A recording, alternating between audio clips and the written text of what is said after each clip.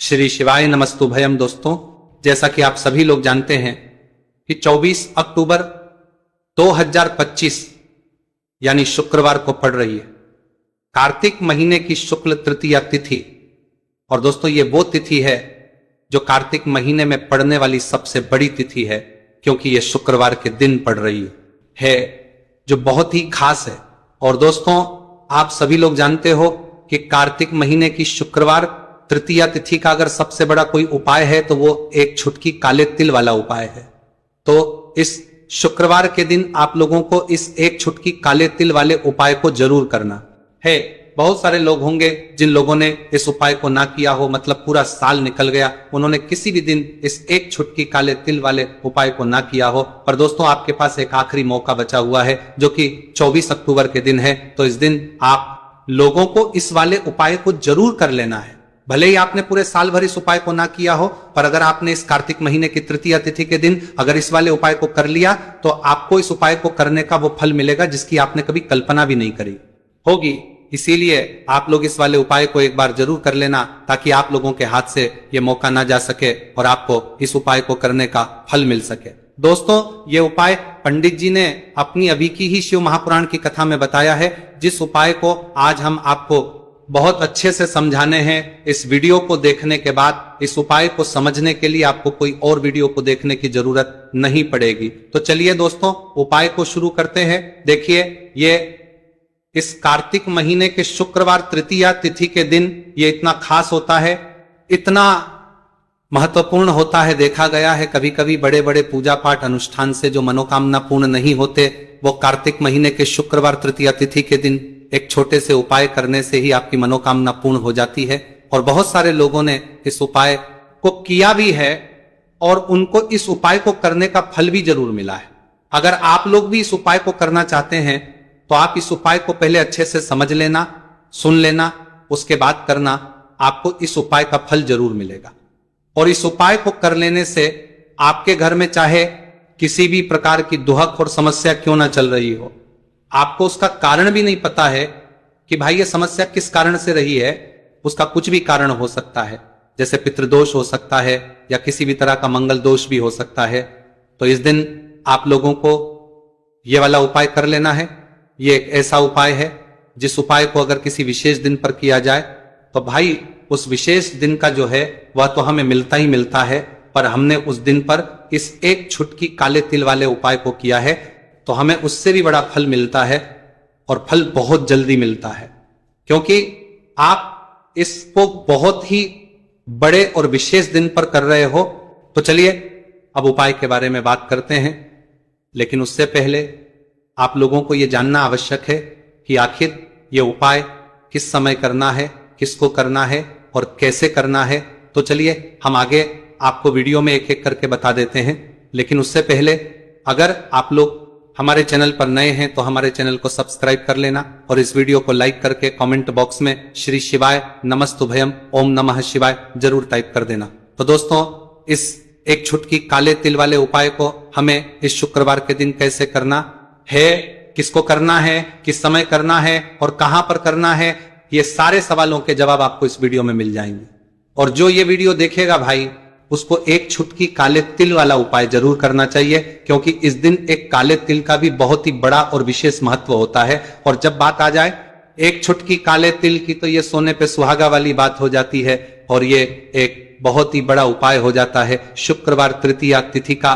तो अब दोस्तों, इस काले वाले तिल उपाय को आखिर करना किसको है, सबसे पहले हम लोग वो बात जान लेते हैं। तो देखो, घर की जो बड़ी माताएं बहनें होती है, उन माताओं बहनों में से कोई भी एक बड़ी माता बहन इस वाले उपाय को कर सकती है। और दोस्तों, अगर आप चाहे तो अपने घर में से सभी सदस्यों को भी इस उपाय को करवा सकते हैं। अगर किसी व्यक्ति की खुद की कोई मनोकामना है, कोई दुख और परेशानी है जो कि वह अपने लिए ही करना चाहता है इस वाले उपाय को, तो वह खुद अपने लिए भी कर सकता है। बाकी अगर कोई घर में से ऐसा है जो कि अपने पूरे घर परिवार की सुख और शांति के लिए ये वाला उपाय करना चाहता है, तो भाई वह भी कर सकता है, उसमें भी कोई दिक्कत वाली बात नहीं है।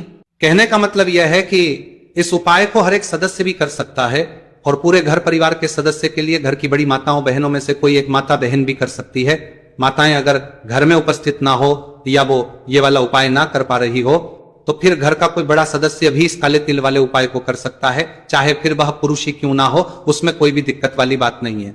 अब दोस्तों, इस एक छुटकी काले तिल वाले उपाय को हमें करना कहां पर है? इसे हमें तुलसी के क्यारे के पास में जाकर करना है। बहुत सारे लोग प्रश्न करते हैं, हर एक उपाय को करते समय क्या हम इस उपाय को घर पर या मंदिर में कर सकते हैं? देखो, तो इस वाले को आप घर ही करोगे तो अच्छा रहेगा।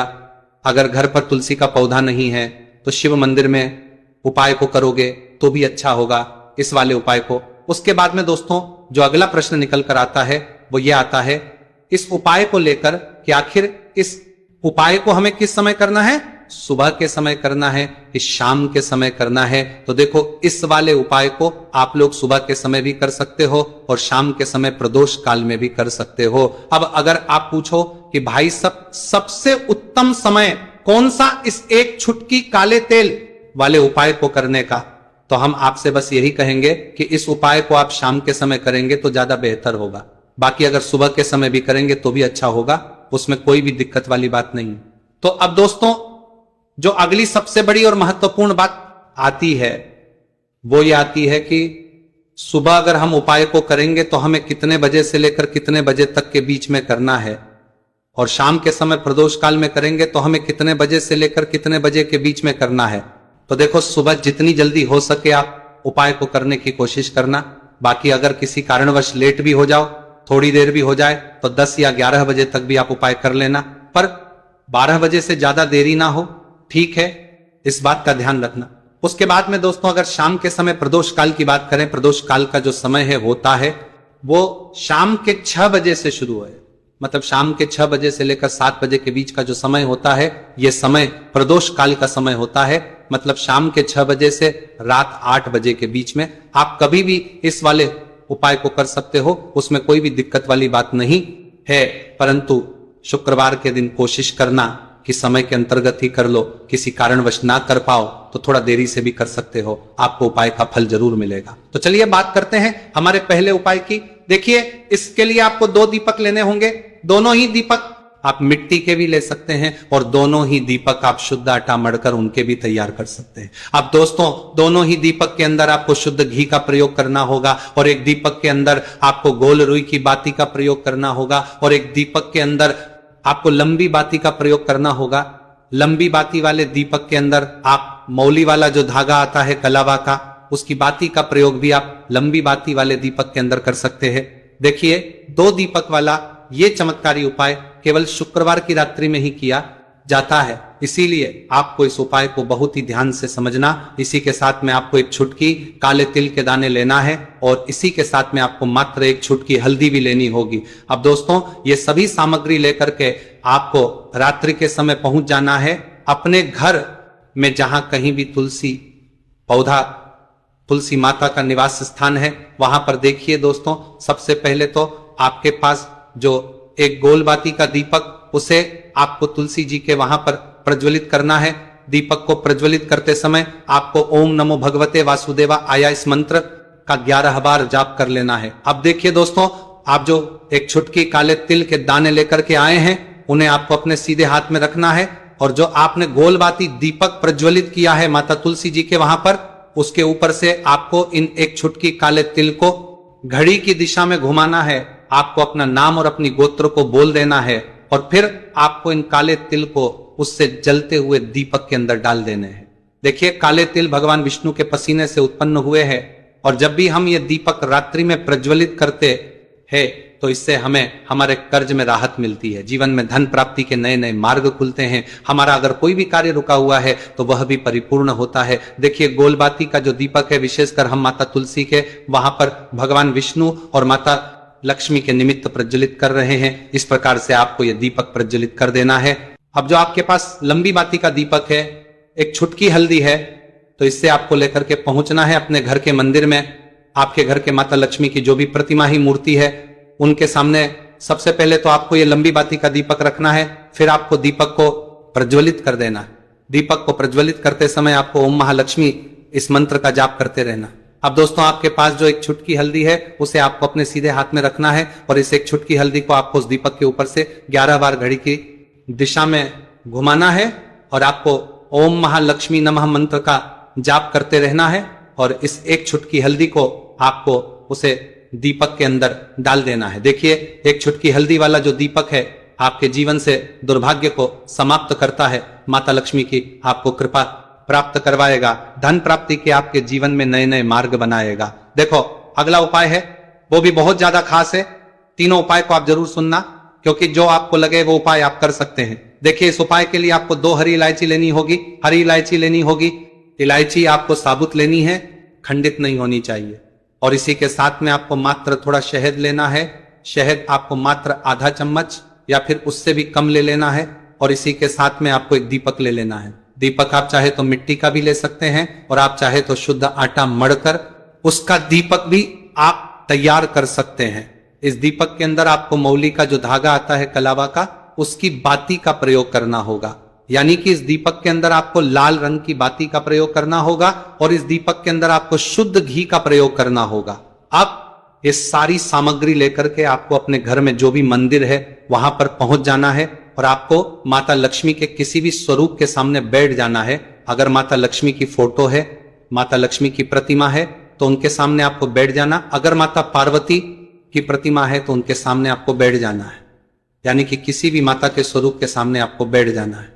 अब देखिए, सबसे पहले तो आपको माता रानी के सामने सी चावल की ढेरी बना देनी है, यानी किसी अक्षत के दाने आपको माता रानी के सामने रखना है। उसके बाद आप जो एक दीपक लेकर के गए हैं उस दीपक को आपको उन्हीं चावल के दानों के ऊपर रख देना है और फिर इस दीपक आपको माता रानी के सामने प्रज्वलित कर देना है। देखिए, इस दीपक को प्रज्वलित करते समय आपको ओम महालक्ष्मी नाम इस मंत्र का लगातार जाप करते रहना है। दीपक को प्रज्वलित करने के बाद आप जो 2 हरी इलायची लेकर के गए हैं उसमें से एक हरी इलायची को तो आपको उसी दीपक के अंदर डाल देनी है और वहीं पर आपको कम से कम 21 बार ओम महालक्ष्मी नमः इस मंत्र का जाप कर लेना है। अब आपके पास जो शहद है और एक इलायची है उसे सीधे आपको लेकर के पहुंच जाना है। भगवान शिव के मंदिर में पूज्य गुरु जी ने बताया है कि यह उपाय आपको सिर्फ और सिर्फ शाम के समय ही करना होगा। शाम को जब भी सूर्यास्त का समय होता है तो उस समय आपको यह उपाय करना है। लेकिन सबसे पहले तो आपके पास जो एक हरी इलायची है उसे आपको उस शहद के अंदर अच्छे से डुबो देना है। यानी कि शहद का लेपन उसे हरी इलायची के ऊपर चारों तरफ आपको कर है। अब ये जो शहद से युक्त हरी इलायची है इससे आपको भगवान शिव के शिवलिंग पर अर्पित कर देनी है और आपको वो श्री शिवाय नमस्तुभयम इस मंत्र का लगातार जाप करते रहना है। फिर इसके बाद आपको एक लौटा जल भी अपने साथ लेकर के जाना है। तो ये एक लौटा जल भी आपको धीरे धीरे शिवलिंग पर समर्पित कर देना है और आपको श्री शिवाय नमस्तुभयम इस मंत्र का जाप करते रहना है। फिर इसके बाद आपको अपने घर आ जाना है। प्रकार से आपको ये उपाय कर लेना है। तो चलिए दोस्तों, जान लेते हैं गुरुजी द्वारा बताए गए दूसरे उपाय के बारे में। देखिए, इस उपाय के लिए आपको लेना है 11 चावल के दाने। गुरुजी ने कहा है चावल के दाने खंडित नहीं लेने हैं, बिल्कुल साबुत होने चाहिए। उसके साथ में आपको लेना है एक बेलपत्र। बेलपत्र का भी एक नियम है, अगर आपके पास बेलपत्र नहीं है तो आप शिवलिंग से उठाकर उसको पुनः शुद्ध जल से धोकर इस्तेमाल कर सकते हैं। इस प्रकार आपको पत्र लेना है। इसके बाद आपको एक लोटा जल लेना है। अब ये सब सामग्री लेकर आपको जाना है महादेव के मंदिर में। देखो, अब आपको उत्तर साइड में खड़े हो जाना है और सबसे पहले आपको एक बेलपत्र अपने हाथ पर और 11 चावल दाने रखकर शिवलिंग के ऊपर अपना नाम और गोत्र बोलते हुए समर्पित कर देना है और ओम नमः शिवाय श्री शिवाय नमस्तुभयम का लगातार जाप करना है। अब आपको जो एक लोटा जल साथ में लेकर आए थे उसे धीरे बेलपत्र और चावल दाने के ठीक ऊपर आपको समर्पित करते जाना है और शिव पुराण के मूल मंत्र का 11 बार जाप करना है और अपनी मनोकामना बोलते जाना है। देखो, बस छोटा सा उपाय करना है, देखना एक दिन आपके सब काम बनने लग जाएंगे। गुरुजी का बहुत ही विशेष उपाय है। चलते हैं तीसरे उपाय की तरफ। देखिए, इस उपाय के लिए आपको एक तांबे के पात्र के अंदर सबसे पहले अपने घर से शुद्ध जल लेना है। फिर इसी के साथ में आपको मात्र थोड़ा सा शहद लेना होगा। शहद आपको आधा चम्मच या फिर उससे भी कम लेना है और इसी के साथ में आपको एक प्यारी सी बेलपत्र ले लेनी है। बेलपत्र यदि आपको नहीं मिल पाती है तो भगवान शिव के शिवलिंग पर चढ़ी हुई बेलपत्रों को आप पूर्ण शुद्ध जल से धोकर के उपयोग कर सकते हैं और बेलपत्र जो है वह कहीं से भी कटी फटी खंडित नहीं होनी चाहिए। अब ये तीनों सामग्री लेकर के सीधे आपको पहुंच जाना होगा शिव के मंदिर में। ये उपाय सुबह से लेकर के शाम तक किसी भी समय कर दे सकते हैं। देखिए, सबसे पहले तो आपके पास जो शहद है उससे आपको अपने सीधे हाथ की चींटी उंगली के जो पास वाली उंगली होती है, अनामिका उंगली, उसमें थोड़ा सा शहद आपको लेना है और इससे फिर आपको शिवलिंग पर जहां माता सुंदरी का स्थान होता है वहां पर आपको ओम का निर्माण करना है। लेकिन जलाधारी के बिल्कुल बीच में जो स्थान होता है उससे माता अशोक स्थान कहते हैं और इसी स्थान पर आपको शहद से ओम का निर्माण करना है। अब दोस्तों आपके पास जो एक बेलपत्र है उससे आपको अपने सीधे हाथ की हथेली पर रखना है और महादेव से आपको अपनी वह विशेष मनोकामना, आपके जीवन में जो भी संकट चल रहे हैं, जो भी समस्याएं चल रही हैं, जो भी जीवन में दुर्भाग्य बना हुआ है, आप अपने किसी भी कार्य में सफल नहीं हो पा रहे हैं, तो जिस भी प्रकार की आपकी समस्या उसे दूर करने के लिए आपको महादेव से प्रार्थना कर लेनी है। और फिर ये जो एक बेलपत्र है इससे आपको शिवलिंग पर माता अशोक सुंदरी वाले स्थान पर समर्पित कर देनी है। देखिए जहां पर आपने ओम का निर्माण किया है उसी के ऊपर आपको ये बेलपत्र भी समर्पित कर देनी है। देखिए बेलपत्र की चिकनी साइड का हिस्सा शिवलिंग से स्पर्श होगा और इसकी जो डंडी है वो आपको जलाधारी की ओर रखनी है, पत्ती वाला भाग शिवलिंग की तरफ रहेगा। इसी प्रकार आपको यह बेलपत्र समर्पित कर देनी है। अब दोस्तों आपके पास जो एक जल का पात्र है उसमें से थोड़ा सा जल तो आपको बेलपत्र की जो आगे वाली पत्ती है उस पर आपको समर्पित करना है और आपको श्री शिवाय नमस्तुभयम इस मंत्र का जाप कर लेना है। फिर उस पात्र के अंदर जो जल बचेगा उसे पूरा आपको भगवान शिव के शिवलिंग पर धीरे धीरे समर्पित करते जाना है और लगातार आपको शिव महापुराण के मूल मंत्र श्री शिवाय नमस्तुभयम इस मंत्र का जाप करते रहना। गुरुजी ने कहा है कि जल आपको इतने धीरे धीरे समर्पित करना है कि जल समर्पित करते हुए आप कम से कम 11 बार श्री शिवाय नमस्तुभयम या फिर ओम नमः शिवाय इस मंत्र का जाप कर सके। फिर इसके बाद वापस आपको अपने घर आ जाना है। इस प्रकार से आपको ये उपाय कर लेना है। आप देखेंगे कि आपकी सभी मनोकामनाएं अवश्य ही पूरी होंगी। ये उपाय आपको अवश्य करने हैं।